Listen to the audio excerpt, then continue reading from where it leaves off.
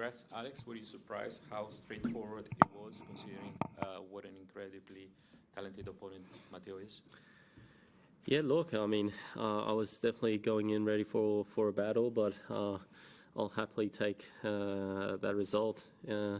Saying that, I think the match was still a lot tougher than the scoreline showed, and it got tricky at the end, but I'm happy to come through. Questions, please. Courtney? Alex, congratulations.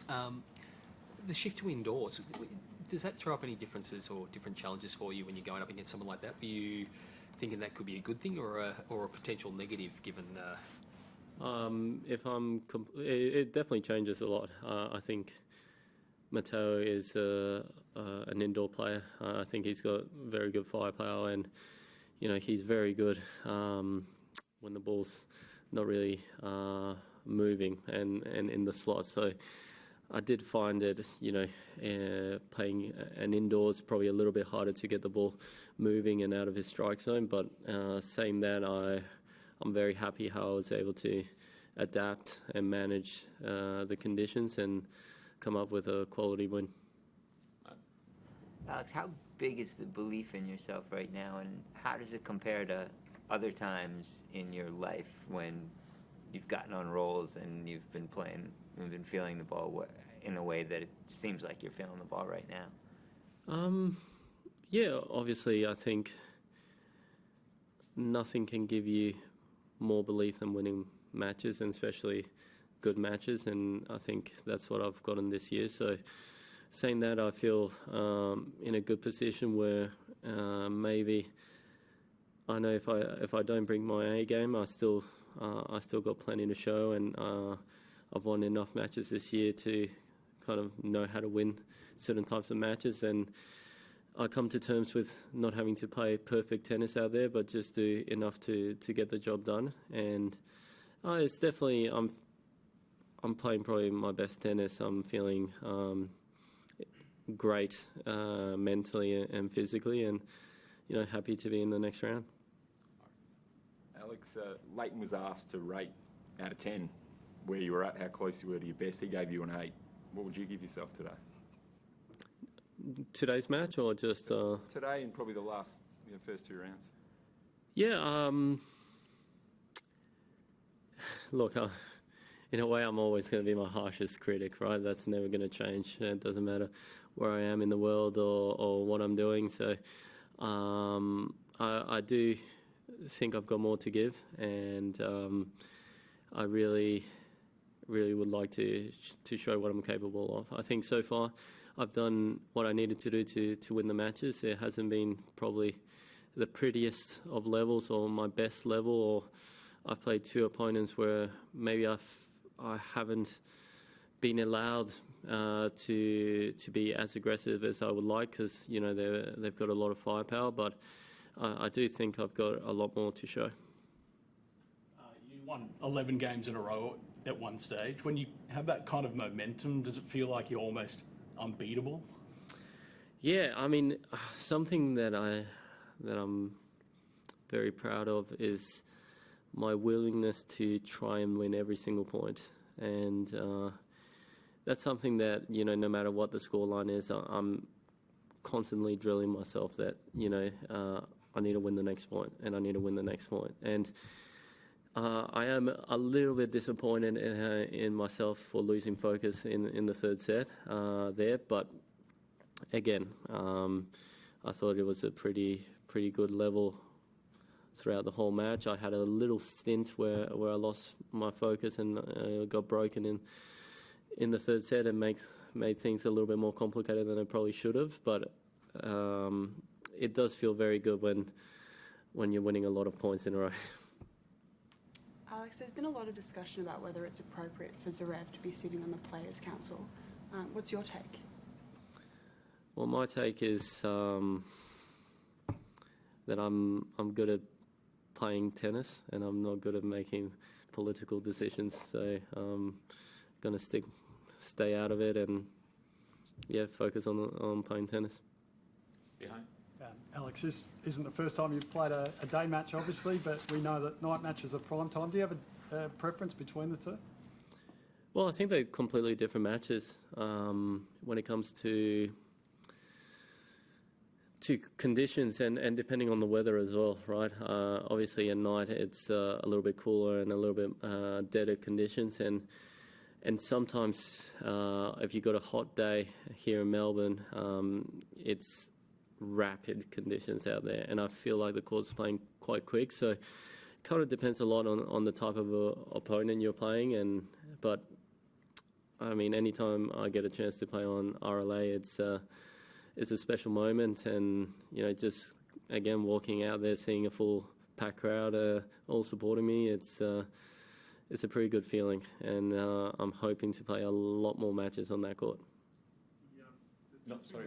It's Courtney first, and then. Sorry, Alex, slightly off topic. You played with Storm Hunter during the United Cup. Now she's just had reaches the third round for the first time in her. She won? She just won Well, in her that's Grand great. Slam career. What did you see of her through that United Cup, and what have you sort of made of her progress as she's at late 20s, but her progress at this stage of her career?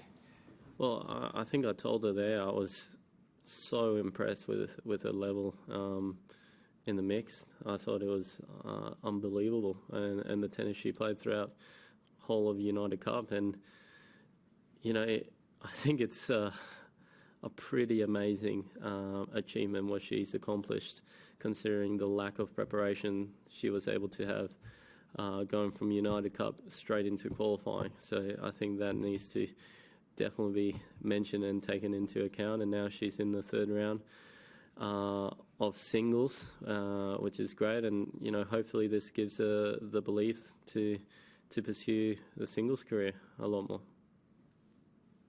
Alex, I was just going to ask before, the first two matches you've spent a little under 4 hours on court, which is a really nice way to start a tournament. How important is that for you just to have that extra bit reserved now when you're heading into what comes next? Yeah, I mean, over the years you've come to learn how important it is to, I guess, if possible, to conserve the energy, right? Because it is a long 2 weeks if you want to get to the end of the tournament, and that's ultimately the goal. Now, I've learned that the first week is all about getting through, right? Finding ways to get through. It might not be your best tennis, but if you get through the first week, you give yourself a chance in the second week to show what you're made of, and that's where the best tennis is being played. So the goal is to make it there, and hopefully I can have another good match in the next round. Last one there. Hi, I am Sandra from El Español in Australia. I want to ask you, what is the thing that you learned the most living overseas, and what is the thing that you learn more from the Spanish and all this Latin country feeling? Well, look, my mom is Spanish, and I've obviously lived almost half of my life in Spain, so I've been fortunate enough to have both cultures growing up, and especially when playing tennis. So I learned, from my early years in Spain, how to win matches, find different ways of winning matches, because everyone's so competitive in Spain, and especially in Europe. And then in Australia, I learned about being, professional and everything I needed to do to accomplish my goals. And I think with all those experiences, I was able to mature a little bit quicker than maybe a lot of the people around me, and it gave me a little bit of an edge in my tennis career. Various one. Can we just get you to talk about the potential opponents coming up, just one by one, Caboli or Kotov? Can you tell us about them individually as players and your thoughts on the potential matchups? Well, Caboli, he's a young Italian player, a little bit like Arnaldi. Has firepower. He's rising up the rankings, playing some great tennis. Obviously, came through qualies, and it's not easy coming through qualies at a slam. So he's definitely got a lot of confidence under his belt, and he'll be very difficult to play against. And then Kotov, he's coming off his best year. He's had some quality wins against good opponents, and he's dangerous. I mean, he hits the ball big. He's actually a good mover and, you know, a very tricky opponent. So I think both of them are very tricky. Ultimately, again, it's about me focusing on my side of the court and trying to do the things that I do well and execute, and, you know, hopefully that should put me in a good step going forward. Thank you. Thank you.